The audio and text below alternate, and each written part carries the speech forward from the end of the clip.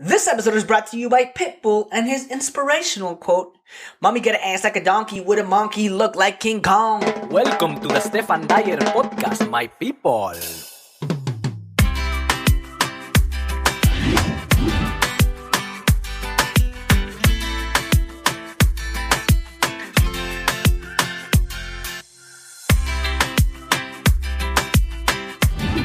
Hello, my people! ¿Cómo están, damas y caballeros? Welcome to the Stephan Dyer podcast, where I welcome people with remarkable stories for amazingly vulnerable conversations.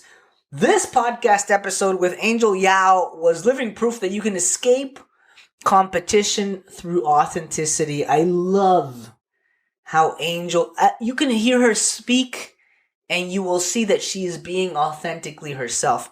Angel Yao is an Asian American stand-up comedian from Queens, New York, living with OCD, anxiety, and bipolar disorder.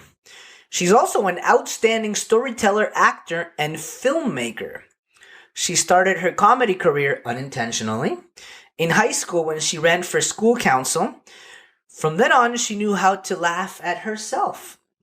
She founded Asian American Film Thing and all AAPI.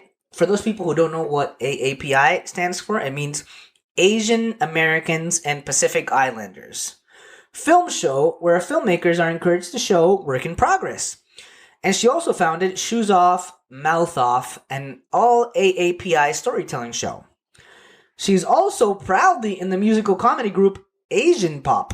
I love it. Angel's festival-winning stop-motion animations, which I love on YouTube, or where she explores her childhood in comedic but heartfelt ways, dealing with solitude, rejection, and alienation. Angel was recently featured in a BBC short documentary on being a comedian dealing with mental health and the taboo surrounding mental health in her family. I actually watched this. It's going to be in the show notes. 7 to 8 minutes.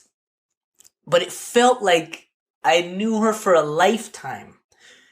I even sent it to Juan right away, my business partner. He also cried like me. It's insane. It was beautiful. Her quote in the documentary made me reflect so much on having immigrant parents.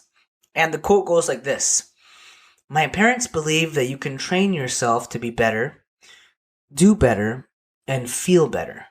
But being happy is a privilege." The documentary explores like so many feelings that we've all been through, and she does it so authentically. My friends, if you are listening to this episode on Spotify or watching the video of the episode on YouTube, hey, why don't you leave us a comment, review, like, and or subscribe? Why not leave us a review on Spotify or Apple Podcasts? And even more, if you really love the episode, our favorite thing ever is when you actually screenshot the episode and put it on your Instagram stories and then tag us. So, tag me at Stephan Dyer and Angel Yao on Instagram. We would love it. All right, my friends, she is a comedian. She is a painter. She is an illustrator. She is a writer. She is a poet. Please enjoy this episode with Angel Yao like I know you will. In 3, 2, 1... Welcome to the Stephan Dyer podcast. I have here the unbreakable, the unmistakable, the highly capable Angel Yao. How are you, Angel? Thank you for joining me. You're welcome. That was a great introduction. I love it. Well, thank you very much for being here. You are in New York right now? Mm-hmm. Yes, I am in New York. Beautiful. So we have a mutual friend. Before we start the interview, I want to thank our lovely friend Erin, who you went to college with, and I did improv with here in Toronto. Great. She made this happen. I went on your Instagram when she initially DM'd me, and she said, "You need to meet my friend Angel." She does comedy. She talks about mental health. She's very open about her challenges. And I'm like, okay, let me see what she's all about. So I went on your Instagram, and like it took like one post for me to be able to go like, this is like right up my alley. And then I went on your BBC short documentary on being a comedian, dealing with mental health, growing up Asian American, and it was 7 minutes, 7 to 8 minutes, right? Or was it 9 minutes? Yeah, 7 to 8. But it was so good. It had it could have been like 1 hour. Because I agree. I would love to do it. Because there's so many things that, so many underlying themes. There's the stand-up, there's the finding your authentic truth, there's the family dynamics, there's the mental health, anxiety, OCD, bipolar. There's the getting out of your comfort zone in high school, running for student council. And it's just beautiful. I immediately sent it to my best friend, my comedy partner, my business partner, Huang. And I also went on your YouTube and saw your video, the artist in me. Is that what it's called? Yeah. And I was like, dude, this is right up your alley, because Huang, my business partner, is also a stand-up comedian and is also an artist. He draws, he paints and he draws. So I'm like, dude, you could do something very similar. This is genius. And what I said is, maybe you know of this comedian already, but have you heard of Dimitri Martin? Yes. Yeah. It seemed to me that it was not like copying Dimitri Martin by any, because you're very original and very authentic. But if you really listen closely to that video, which we'll put in the show notes, and your documentary, there is a one-liner structure to it, and it does have punches. Like every single drawing has punches. And it was beautiful. So I just wanted to congratulate you about that. Oh, thank you. Thank you so much. It's always so nice to hear, because, a lot of times you make something, you put it out there, and a lot of times you don't really get the direct feedback. So then you're like, I don't know what people are thinking. So it's always so good to just hear it out loud again. So thank you. Definitely. I'm very curious as to what your childhood was like. And what I mean by that is, you are Asian American. You grew up speaking Cantonese with your parents. English is your second language, as you said in your documentary. Obviously, you speak English perfectly, but Cantonese is your first language. And was there an environment for you to be able to explore your creativity? Or is it like some Latino families where, and I'm not saying this was my case or that it wasn't, but I know a lot of Latino families where it's like, okay, dude, yeah, you can play because you're a kid or whatever, but as soon as you're 18, like we're aiming for like lawyer, doctor, or engineer. Like this is what life is supposed to be about. Like if you're a comedian or a painter or whatever, in Latin America, you're a loser because you're not making any money. And there's not a lot of market for that. So in many ways, having grown up in this society, for me, I had to overcome many mental hurdles to be like, no, I want to do comedy full time. And whether or not I make money does not determine my self-worth. What was your childhood like? And when did you start experiencing your creativity flourish?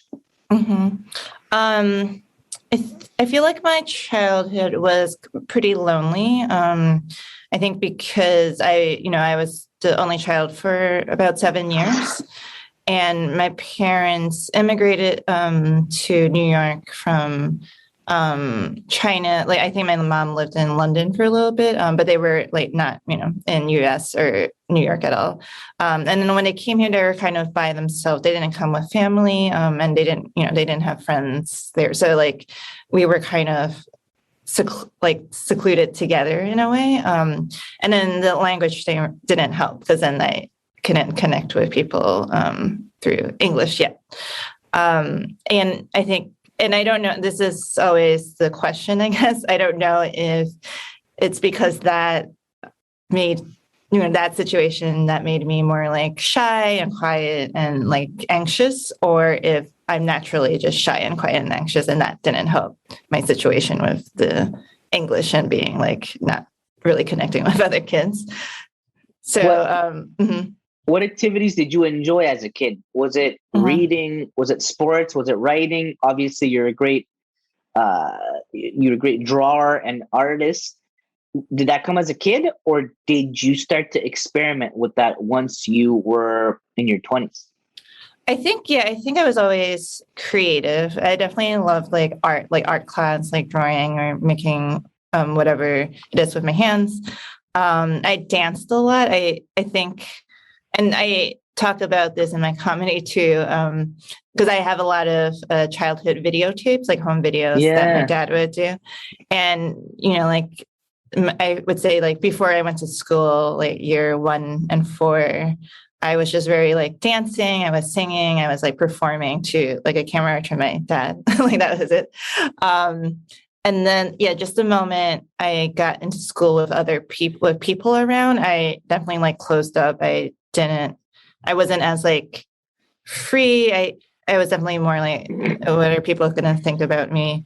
And when we do have those recitals, I was just like standing. I wasn't dancing. I was just like kind of standing there and not moving. And so I lost that kind of ability to just like, do whatever. So it was like dancing, singing, art. And I did love reading too, because I love like just stories and watching TV, like I love to watch TV shows. What's your favorite TV show? I think at that time it was like The Simpsons. I thought it was like really funny, and and it's like animation, like it's not for animation that's not for kids. Yeah, it had the animation component. Yeah.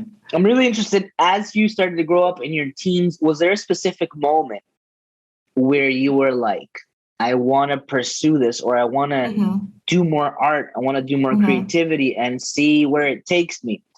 Looking back and hearing me speak right now, there was a specific moment where I was telling my wife the other day, I never really associated it with anything, because I didn't really think you could do comedy for a living. It was just, or anything related to creativity for a living. Yeah. I thought it was like so distant to like a selected few in like New York or LA or whatever, And I was in boarding school in Quebec, in Canada. Yeah. And actually, I think Erin is from Vermont, right? Is she from Vermont? Yes. So where I went to boarding school is very close to Vermont. It's in the eastern townships around Sherbrooke, Quebec. And there was chapel in the morning, so we would be all dressed up. It was like a Harry Potter movie, like all dressed up in like a suit, a tie. Everybody had their own houses that they belonged to, like residences. We all slept in school, and I became a prefect in my senior year in 12th grade. And me and my friend Christian, we went up and did a speech, because prefects had to do a speech like an activity or a small speech.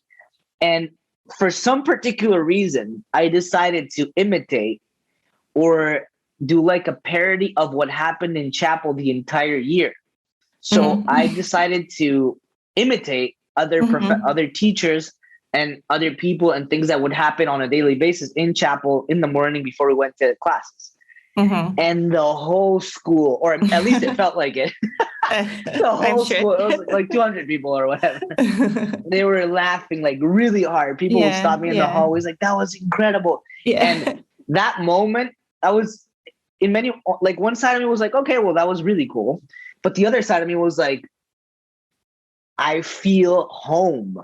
Like this is what I want to feel for the rest of my life. I haven't really felt this anywhere else. Was there a specific moment? I know a big part of your career started when you were running for student council. Can you elaborate on that day? Sure. Yeah. So I naturally am not like a public speaker or a performer. And so like, comedy would never, ever like come into my head at all, like during even my teenage years. But I did like that attention, like being in the center of attention. And but I don't like asking for it. I want it naturally to come to me. Like, because that's why, like, I'm not loud or like confident even, but there's people who are like just like extravagant, and those people who love attention, but mine is like a different way. And so for the student council, I ran, it was sophomore year of high school. Freshman year was like just terrible. And then sophomore year, I was a little bit more comfortable. But I ran because when I was watching like all the speeches that was happening freshman year, they were just like so boring and like so like you're saying what people want to hear in a way, and predictable. Yeah, exactly. Yeah. So in my head, I was like, if I do something like just a little bit different, like I will get the attention. Maybe I'll win, like whatever. Like I just saw like a strategy or like a formula. Yeah. And then I thought I could use this to get the attention that I wanted. Cause I don't want to like blend in the background. I don't want to be invisible. I do want to like put a mark, I guess, on people's lives and in high school. So my intention was to just have that like 5 minutes of speech time, and that's my moment to show everyone like who I am and how funny I can be, without any like thinking about winning or anything. So so my thought was, the thing that I did different was I wrote a song that rhymed with my last name, Yao, which, a lot of words, like cow, wow, and it was so silly. But I think I took it very seriously at that time. It was very silly. Now I'm thinking about it. But I also, like, I was so into music. I would want to be a rock star kind of thing, but I don't know. I'm really bad with like instruments. So I learned like 2 guitar chords, and I'm like, that could be that's good enough for a song. So I did that. And then I kind of just, I was like, the way I wrote this song, I think it was like similar to another song, but I just changed the lyrics. I think it was like a Polish song that was like easy, like it had like easy, rhythm, and the chords somewhat match. So I did that, and I still wrote a whole speech.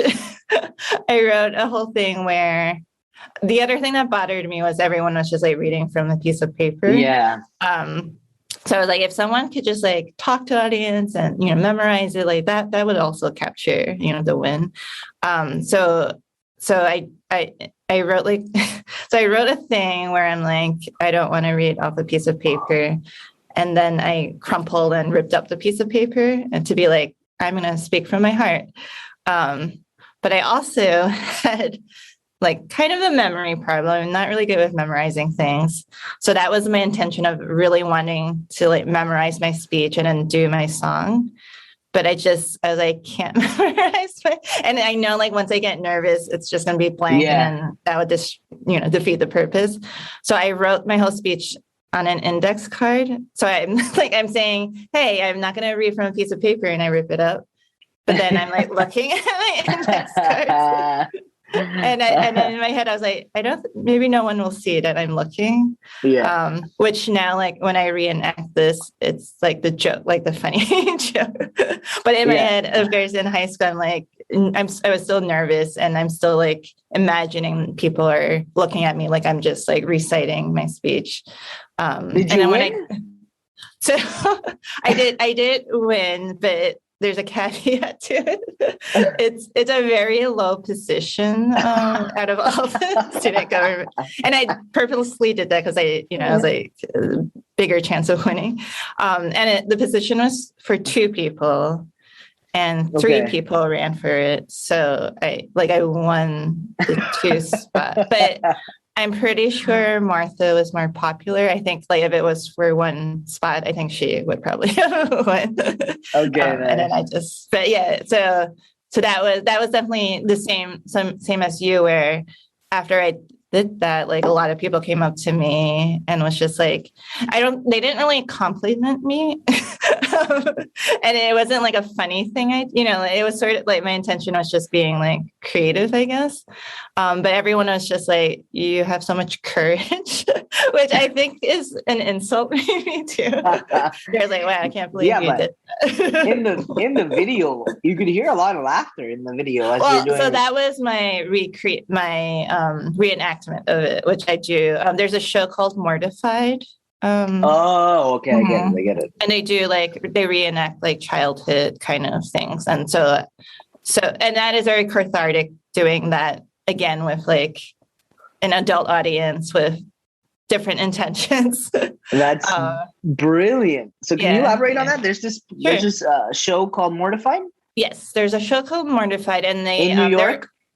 They're kind of all over the place. They have one in New York, they have in LA. I think they're just trying to be international as well. But it's such a brilliant show, and they have books out. If you I think it's getmortified.com is the website. Wow. But they really take it in like storytelling, and they really want to build the piece that you bring to them. Like a lot of times people read from their diaries, or it's like, musical lyrics you wrote when you were 13. And you just get to it's supposed to be like, the embarrassing things. And you get to kind of revisit that embarrassing thing, but as an adult. And then with just like a really supportive, open audience that's just like cheering you on. So it was amazing. Such a great experience doing that again. And I've done that show a few times with the high school speech. So it always feels so good. I'm like, if High School Angel can look at me now. Listening to you talk, just a couple of feelings come to mind. Mm-hmm. And I'm just like, I really felt genuinely that I was the coolest person ever, but nobody knew about it. Mm-hmm. And I couldn't express it. Like, I was just like, guys, I'm actually like pretty amazing. Like, I have a lot to offer. Yeah. But I felt like everybody, I didn't tell them, but I felt like it, but I couldn't show it. I didn't know how to show it. Right. And it was so validating when I started to do like little things that confirmed who I thought I was. Right. Yeah. And for me, apart from the high school speech, apart from going on stage with my brother, Kurt, who's also a musician and a comedian in Costa Rica, where I'm from, I would do it, and I would take it, listening to you, I would take it like super seriously. And that's when I knew like, this is like, a lot of people are not as intense as I am about like performing. And that could be like a really good signal. That's definitely a telling sign that you should probably double down on this, because you're passionate about it and you really love it. So I'm happy that you were able to pursue it in many ways, and you've accomplished great things along the way. Yeah, it was definitely a journey of figuring out what my voice is. Because even after that high school speech, it was just like a one thing where I'm like, okay, I can be creative. It wasn't like I can perform, I can make people happy. Like that was still not kind of in the thing. And I do like fluctuate between I'm a cool person and then I'm like, I'm horrible. No one likes me. Like I don't know why I'm here. So it's like always like a weird fight in my head. And then I think the comedy, I think it is always about standing out and being unique. So like every time, I like the high school stuff, like it was just because of these speeches. I'm like, oh, I can do better. Even like watching TV, I'm always like, I can do better. Like I could make, like, this is for regular people. I can like make it different and unique. And I think that's the driving force of all the, work and the artwork and the performance I do. Because I think also my comedy is still not like a standard, stand-up set. I always have to bring something different to the stage. Even better. Yeah, I feel like it in my head, I'm like, that's better. And sometimes I'm like, oh, maybe it's an insecurity and I need something to like make it different. Otherwise, if it's just my voice, no one's going to listen to me kind of thing. So, but I think that's really good self-awareness because first of all, as artists, we're ever evolving. And I think like Dimitri Martin, who brings on a guitar sometimes, like Dimitri Martin. So I love to study high performers, and the people who accomplish great things have incredible self-awareness to understand the things that make them different and unique, and that they're already good at them, or they have a natural predisposition to be good at them. So then you identify these things and you double down on them, as opposed to mitigating your weaknesses. So you really triple down on your strengths as opposed to focusing on the weaknesses. I mean, obviously you have to mitigate some weaknesses, otherwise you won't be able to perform at a high level in whatever industry. But going back to that, if you understand that, hey, I want to do something different, I want to stand out from the crowd. One of my favorite quotes is escape competition through authenticity. So, I mean, easier said than done. It takes a lot of time and courage. It's hard. It's challenging. It's humiliating, but it's fulfilling to find out your own style. And what I did is I started doing stand-up and copying other people's styles. Like I started in Spanish, and to me that was more authentic because I'm Latino. But then when I started doing in English, I started like, I'm like, oh, a lot of people here do one-liners, so I guess I'm just going to do one-liners. And I fucking sucked the first 2 years of my career. And then I was just like, I did a course at Second City. I had a scholarship at the Second City, a 4-month program called the Bob Curry Fellowship. And they really taught us to find your own voice. Yeah. And I was like, fuck it. I'm just going to be myself. I mean, I'm already sucking anyway. So try something new. I'm going to try something else and just be who I am, bring out the more Latino side of me that I didn't think would be well appreciated in English, because a lot of my comedy is about immigrants, about the immigrant life. Yeah. But if I speak in front of white people, they may not get it. But I was just like, fuck it. I'm just going to find my own style. I'm going to do my own thing. And I started to do a lot better. Yeah. What has been your process in finding your own voice and being more comfortable out there? Yeah, I think I relate to like the copying style thing, because I did that too, where I'm like, I think one of like the stand-ups that I watched earlier was like an Ellen show, her stand-up, and and it's a conventional stand-up where it's like set up punchline. Yeah. And in my head I was like, okay, so I would write down like maybe just like, I don't know, if they like stammer or when they're like, like just like those little things, I would write that down. And then when they do like the specific joke, I'll make a blank and be like, okay, put your joke in here, like that. And then I didn't realize like that's the most important thing is the blanks, like not the setup or anything. Yeah. And then I couldn't understand why, like, oh, I'm filling in the blanks. Why isn't this working, kind of thing?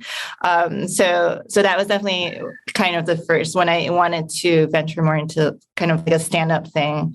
And I realized I need to do something different. And I think part of it's still the being on stage and knowing what to say. Because when I started, I was really bad at improv. And again, like I felt like I was so nervous that I'll just be like blank.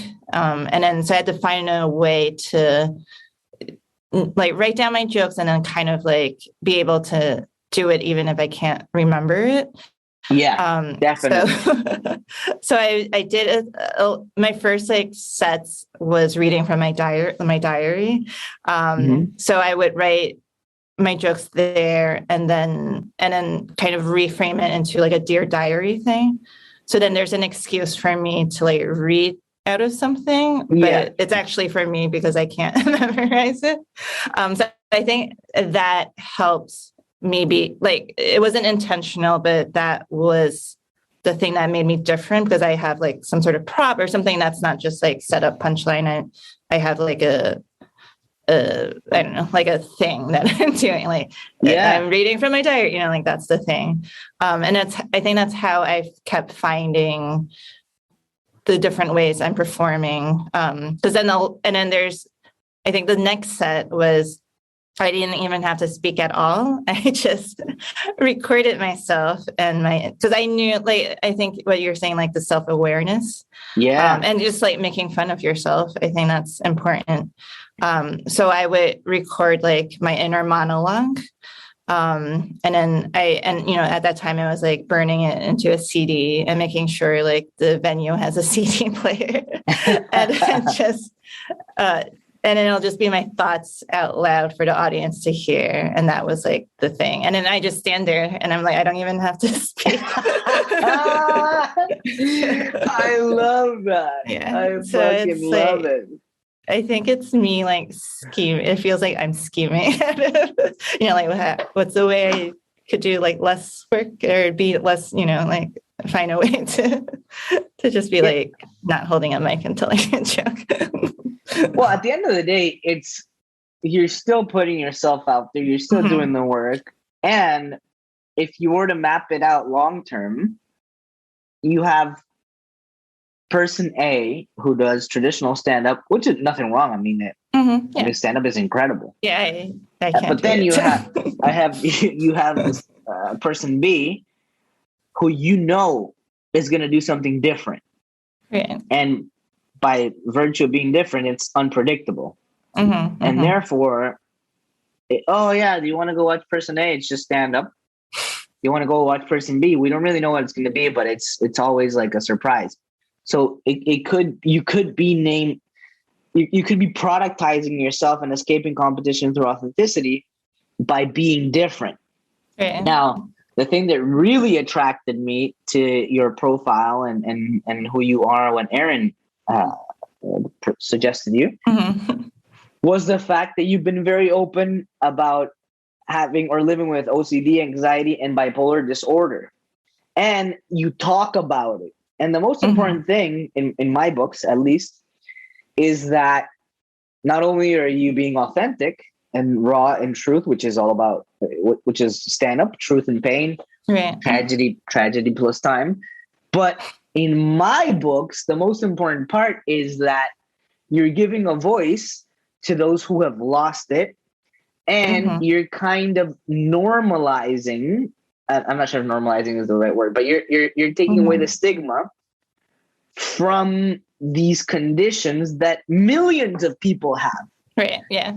And coming from the context of Latin America, which I think we're not very different from Asians, or in your case, Asian Americans, these things are not very talked about ever in our community. Yeah. In our communities. So if you feel depressed, they're like, oh, you're just being lazy back home. Or if you ask for help or you want to go to the psychologist, you're crazy. Right. Or it's like or if you, being ashamed.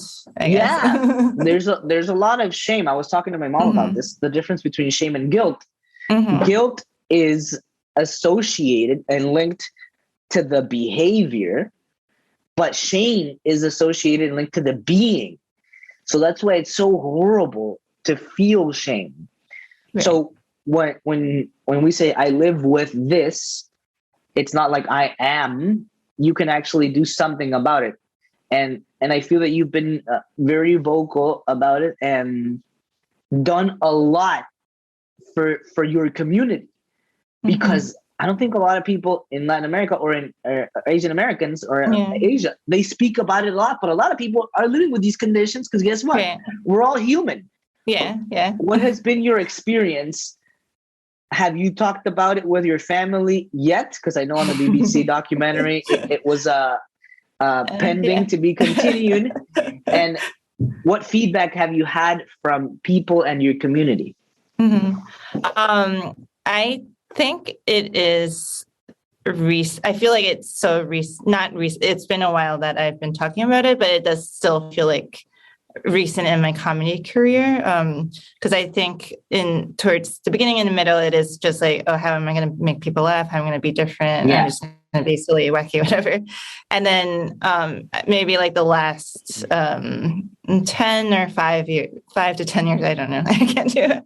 But I think being that authentic self, being vulnerable is definitely up there. And then, so yeah, I think the first thing that I am aware of and that I kind of talk more about is being Asian American, because that there is like hardly any Asian American women doing like comedy at that time. So like really focusing on that and being like, this is different. Like these are my experiences. And you mentioned before, if it's like a white audience, like maybe they can't relate. Yeah. And now there's more like just Asian comedy shows, and that always feels good because everyone can kind of relate to everything. So it's still like a lot of work for us, I think, to be like, okay, what kind of audience is this? How am I going to cater to them in a way? But also trying not to cater to them because you want to show yourself and like kind of be like normalizing, like these people exist. These are some things that, we face or whatnot. So that was the first thing. And then with mental health, I feel like I did definitely grew up with like my parents and the community of like mental health doesn't exist.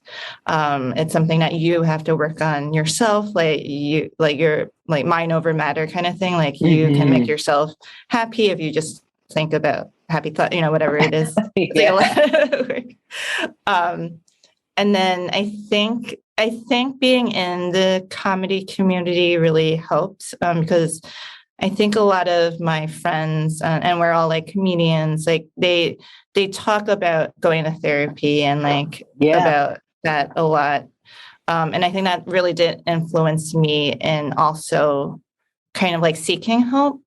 Definitely. Because like finding a therapist, all that stuff, it is a lot of work. And with someone who has, anxiety and OCD, it's like, I have to find the perfect therapist or else nothing's going to work.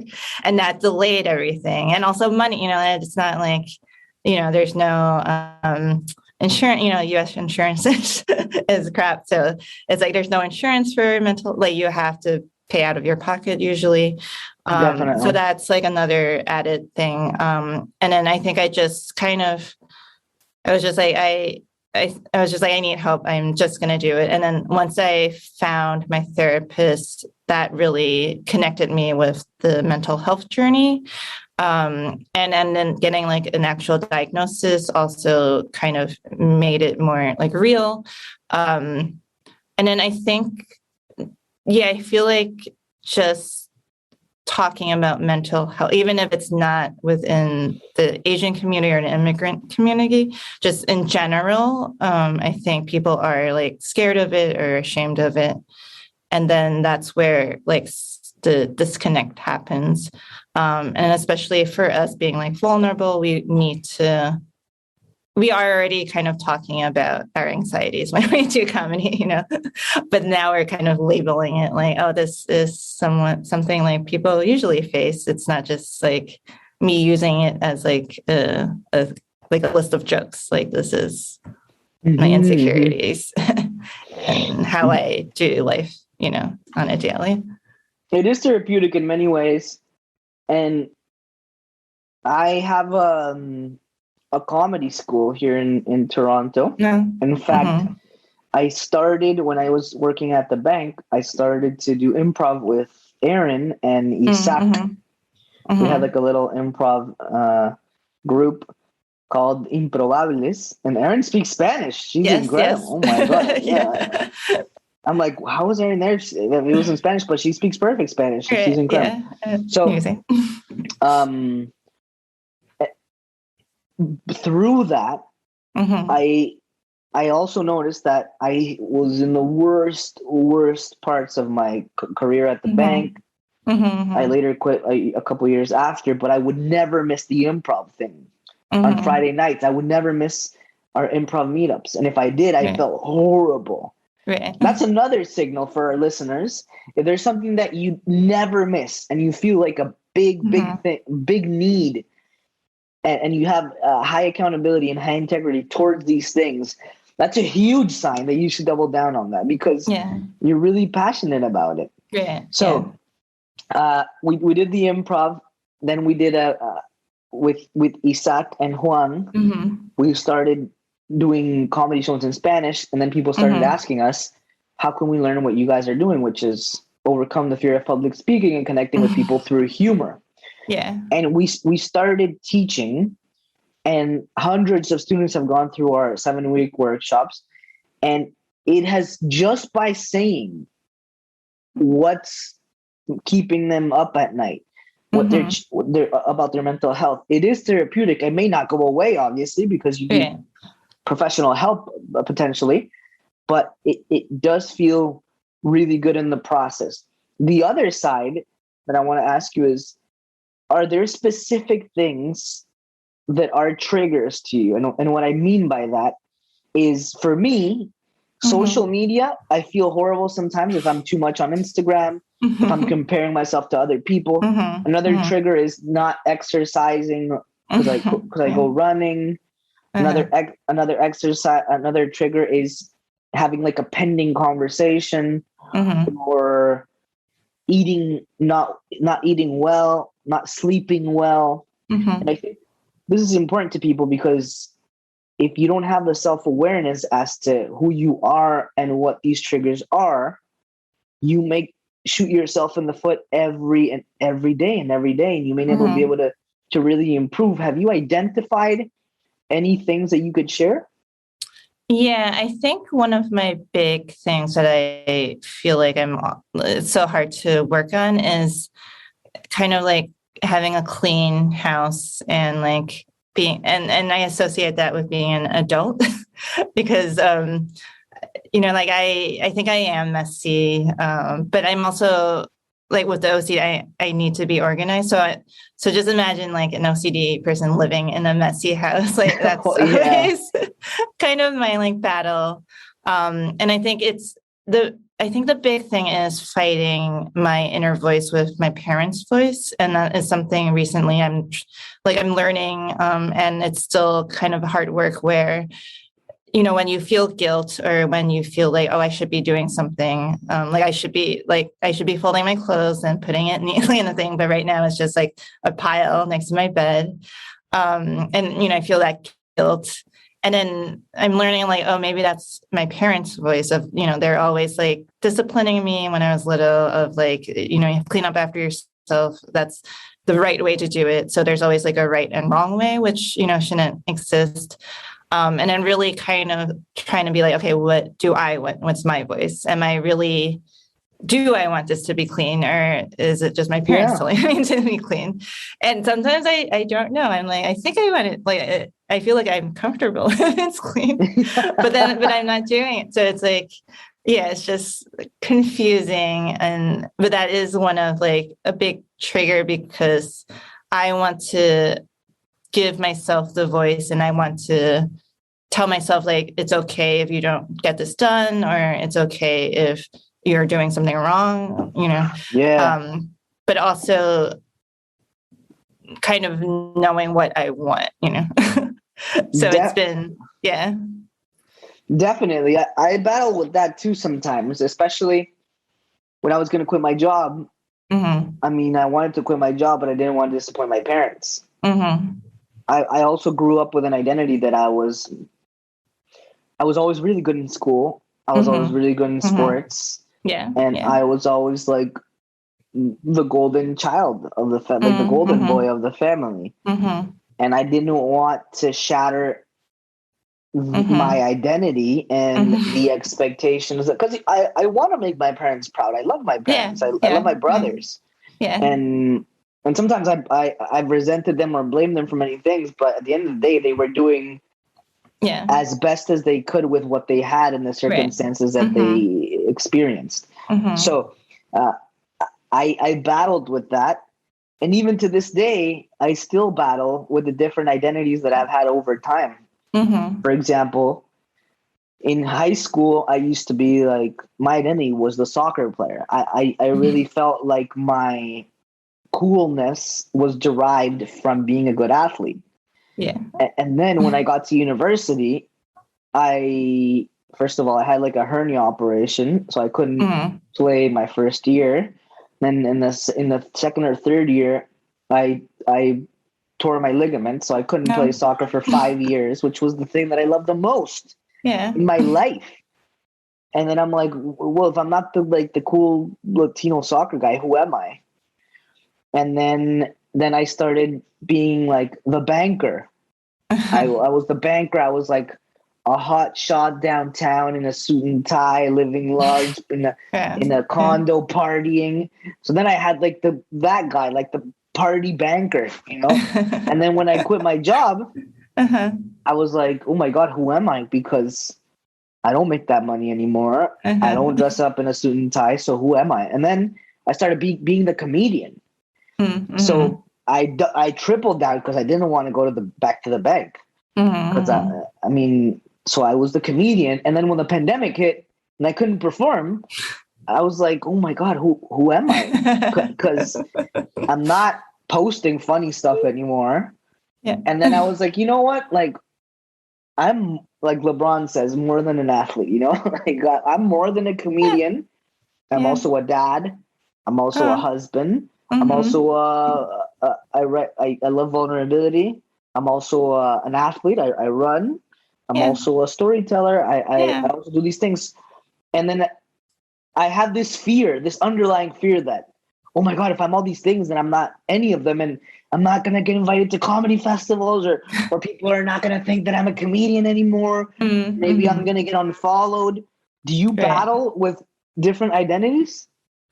I think so, but not quite like that. I don't think I've ever.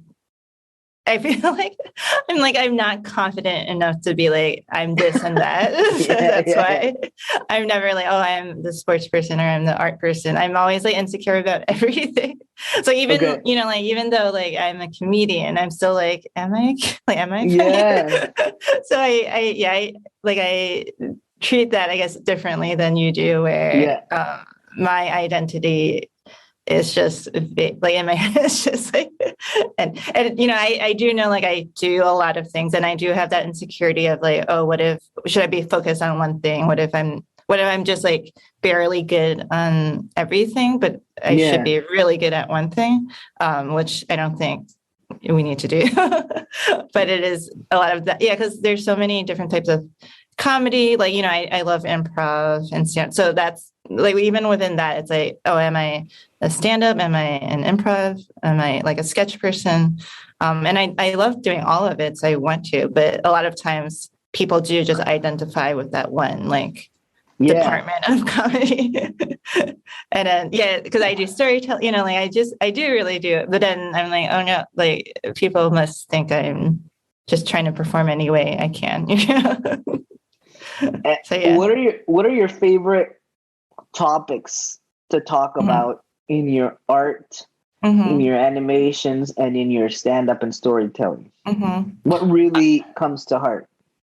It is definitely, I talk a lot about my childhood, because I think it really reflects on who you are, how you act as a child. And also, I feel like it is amazing how different you are. You know, like people do grow. Yeah. And, you know, like there was no way that I imagined myself doing comedy or even like speaking to you, you know, like talking to people was scary to me.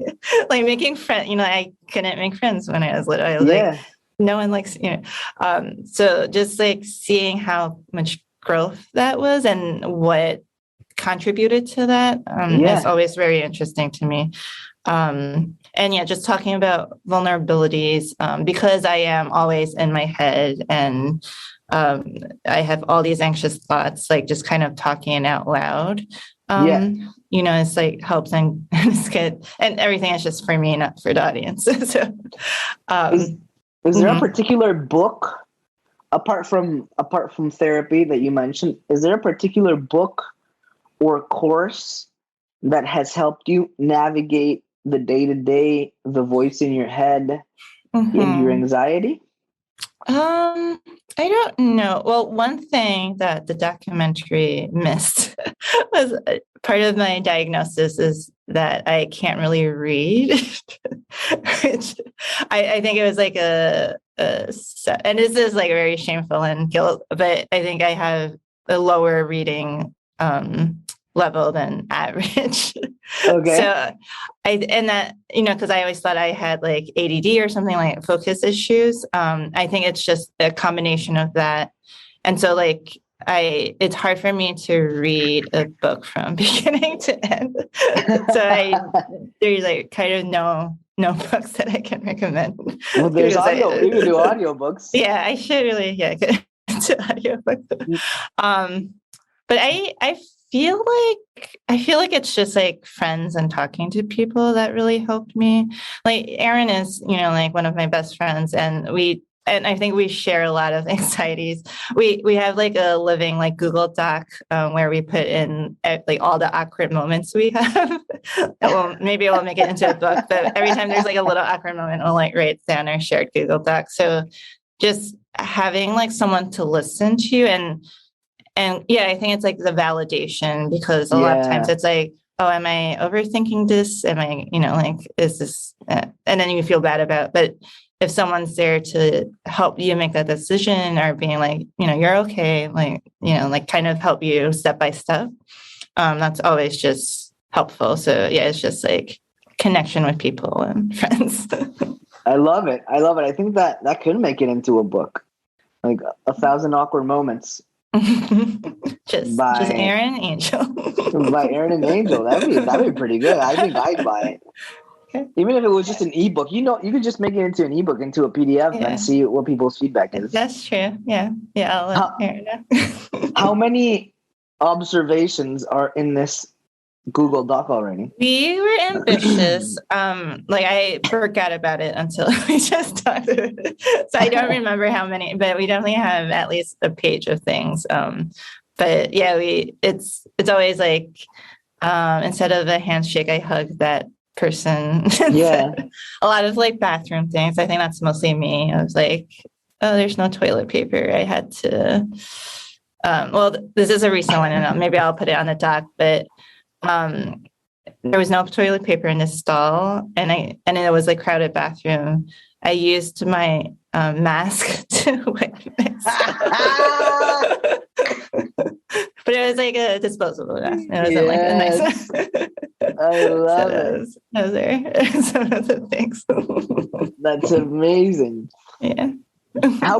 I'm really interested in two things based on your experience. So the first one is, what advice would you give yourself if you were to go all over again through high school, university, and your career? And the second one is, how can we bridge the gap or open more doors with people who live with mental health so that they can enter the world of comedy with less shame and more hope that they're actually going to be doing great things and healing in the process? Yeah. So I guess the first one is, what advice would you give yourself? I think my advice is that this is hard. I think, and it's definitely because I'm thinking of all the times I was like really depressed and sad, and it is those times where I felt like I couldn't connect with anyone or no one understood me, and just telling myself that there are people who will understand you and that you connect to. Don't give up hope on that, because I was definitely friendless. And even when I had like some friends, I was too scared to like really, truly, be authentic or just say whatever's in my head. And then just being like kind of proud of who I am. I think I was never ashamed that, I was an Asian or woman, because I knew it was hard being these two things. But I always thought it was good because that's what's making me stand out.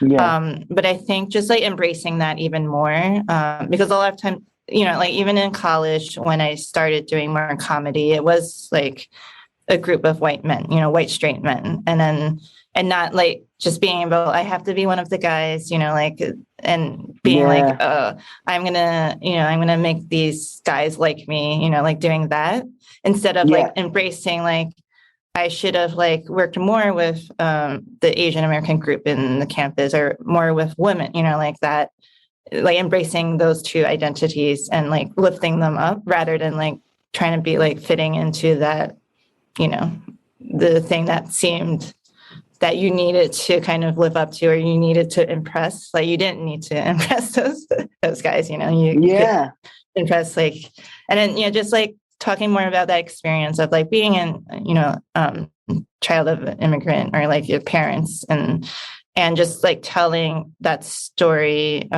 more that, and just knowing that your own story, even if, because a lot of times I think I'm also insecure of what if I'm saying the same story, like what if this is already thing and then I'm just copying and no one cares.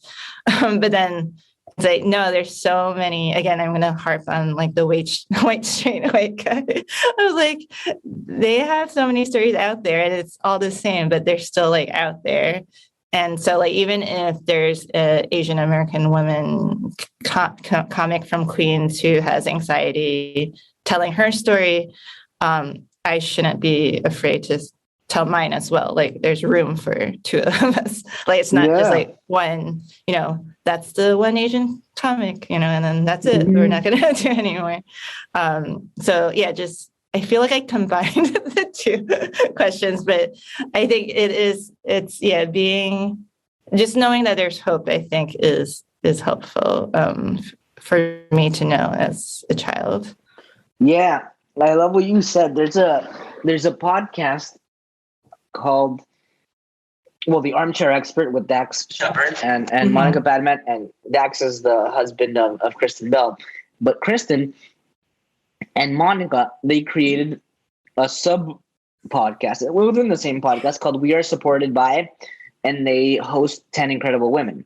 Mm-hmm. And one of these women was Abby Wambach, who is the second top scorer of women's soccer in the history of soccer. And she's been very vocal about women and leadership. Mm-hmm. And they were talking, and she said, so they were talking about women sometimes not being hired because only like 5 women applied and 100 other guys applied, and maybe they didn't get hired because they weren't actually prepared for the position compared to the other guys. Yeah. But Abby said, fuck that. Like, even if you're not prepared, how many white guys, how many men ever have been given an opportunity and they're not prepared? Like, billions. So women deserve these fucking positions, even if they're not prepared, because they're giving it to guys who are not prepared anyways. I mean, that's the story of the world. Just giving positions to guys who are undeserving, unprepared, and then they figure it out. So can women. So if you're hearing this, like, fuck it. Even if you don't feel prepared, go and take that seat. And like Abby said, in fact, we shouldn't even be asking for that, like that seat on the table. We should have our own fucking table. That's true. and you would love that episode. My wife was like, in the beginning, I'm like, you need to hear this. And like the first half, she's like, I didn't like it. I'm like, just wait for the second half of the episode. And she was wowed. And my wife isn't easily wowed, especially when I come and recommend these podcasts that we don't have the same guests.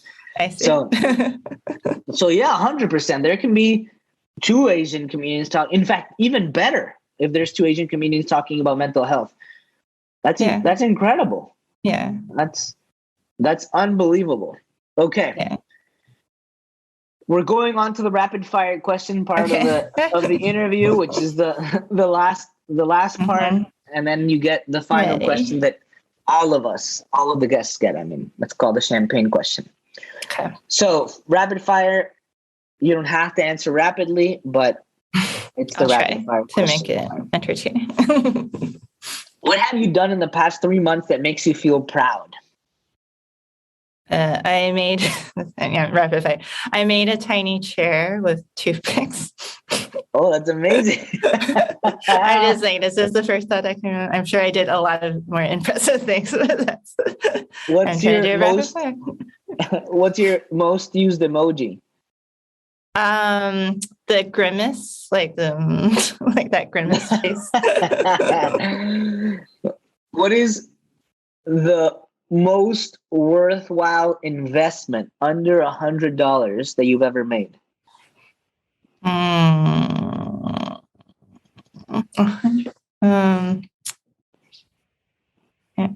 Anything that comes to mind. I guess scissors. Yes. What is a goal that you set and felt surprised that you achieved? Being a comedian, for sure. Nice. What opportunity has come your way that you are glad you turned down? That's a good one.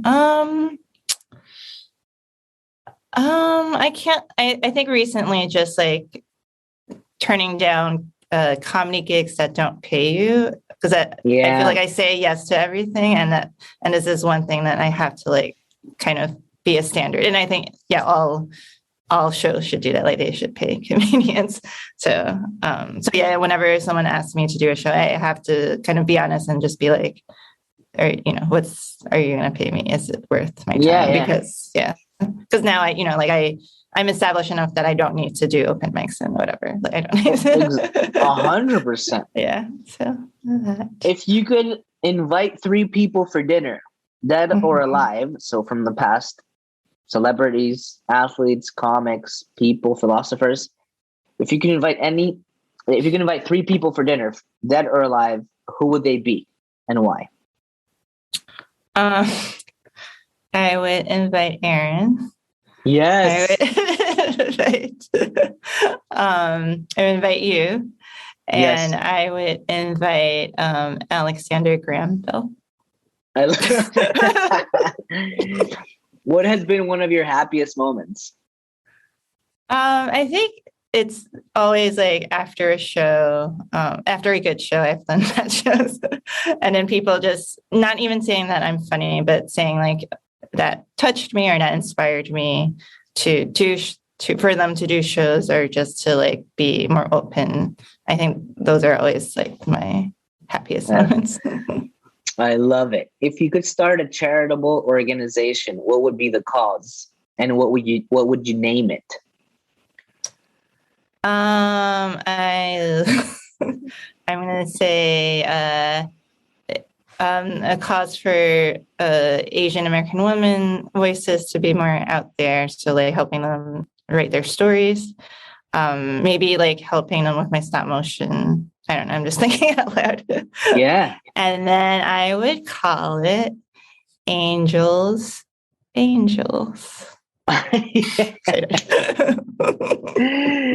As you have gotten older, what has become increasingly important?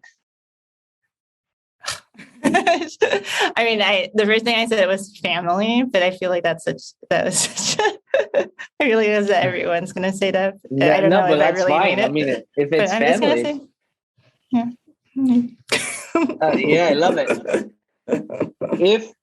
If you could have been from another country, so not Asian American, what country would you have picked to have been born in? I think I'm going straight to South America. Like in my head, it's Colombia. I don't know why. Yeah, and you're in Colombia. Yeah, maybe that's favorite movie of all time.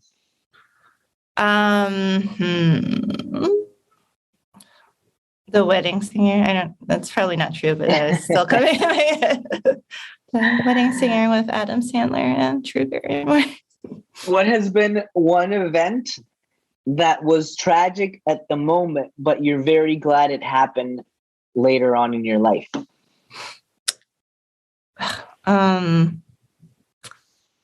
I want to say saying yes to a day job because I felt like I was giving up time with my comedy and creativeness.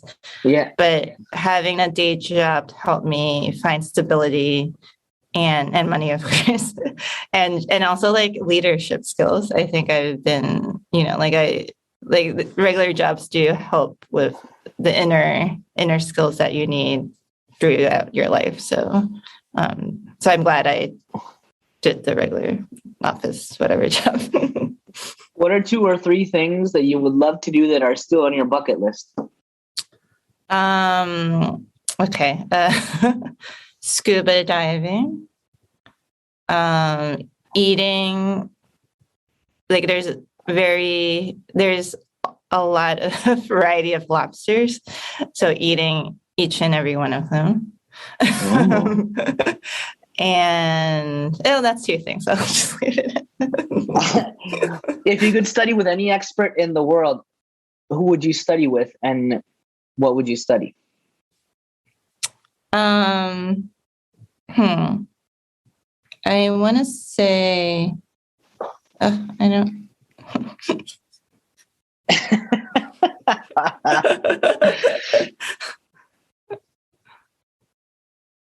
This is also a phoned in answer, but like Shakespeare and plays. But I don't think I mean that.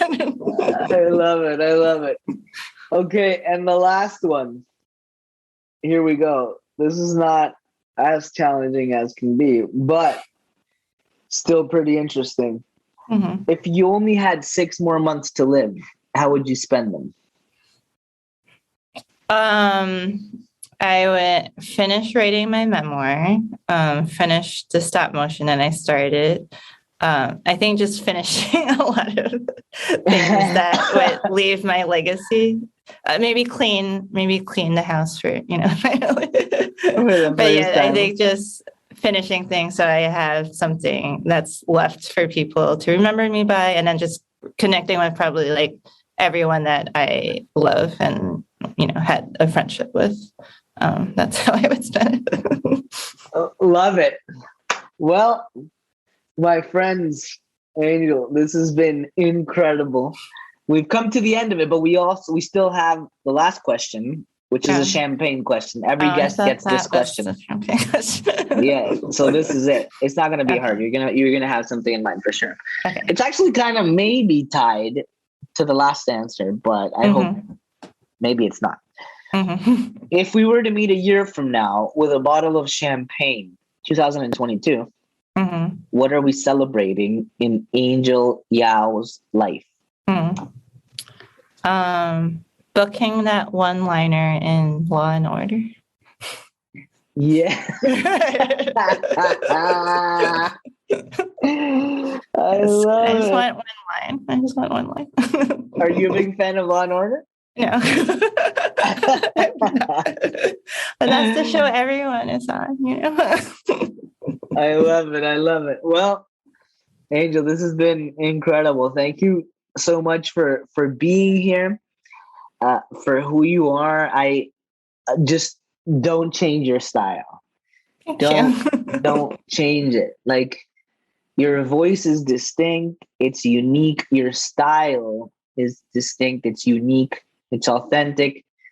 And you're like actually making a difference. I think a lot of comedians, they go by sometimes decades trying to be someone else, and they never find out who they actually are because they're scared of not getting the laughs, or maybe they already built up a reputation that they're scared to lose. Yeah. And I am a big fan of escaping competition through authenticity. It may seem challenging at the beginning, but I think life and everything in life works with compound interest. So the more you get momentum in who you really are and your artistic creative style, the more success you're going to have being yourself. How fucking shitty would it be having success and having to maintain something? So much work. and not being who you actually are. Oh my God. Yeah. That could be probably the worst thing that ever happened to someone. Yeah. I agree. So continue doing what you're doing. Do you have any closing remarks? No, no. I love it because a lot of people have closing remarks, but because you want to be different and original, you don't. I do not, and I am proud of it. Yes. Well, thank you so much. A big hug to Aaron for making this happen. Yes. I hope we can perform together one day. That'd be great. If you are in Toronto ever, let me know. Okay. And we'll get you on one of our shows for sure. I think a lot of people will. Or you can have your own show and we'll produce it for you. Okay. And we'll get a really nice theater that adapts to your creative style. We'll make it cozy. We'll make it everything you need it to be. Big hug. Angel Yao, Stephan Dyer on the Stephan Dyer Podcast. Gracias por escuchar el Stephan Dyer Podcast. Arrivederci, my people.